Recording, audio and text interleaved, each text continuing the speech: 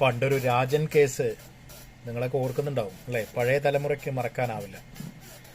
40 വർഷങ്ങൾക്ക് മുൻപ് നടന്ന ഒരു ഉരുട്ടിക്കൊല. അതൊരു മാർച്ചിലായിരുന്നു അത്ര.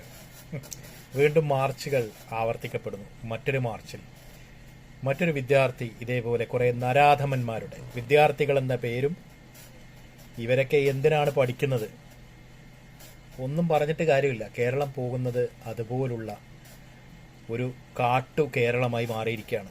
നാണംകെട്ട കേരളമേ, മറ്റൊന്നും പറയാനില്ല. നാണക്കേട് കൊണ്ട് നാറിയ കേരളമേ. എന്തു പറയാൻ? ഇവിടുത്തെ ഭരണാധികാരികളും കണക്ക്, ജനങ്ങളും കണക്ക്. ഈ ജനങ്ങൾ ഇനിയും ഇത്തരം നരാധമന്മാർക്ക് വോട്ട് ചെയ്യുകയും ഇത്തരം വൃത്തികെട്ട രാഷ്ട്രീയത്തെ പുനരുജ്ജീവിപ്പിക്കുകയും ചെയ്യും. അവര് ഇനിയും നരവേട്ടകൾ നടത്തും. കാത്തിരുന്നോ?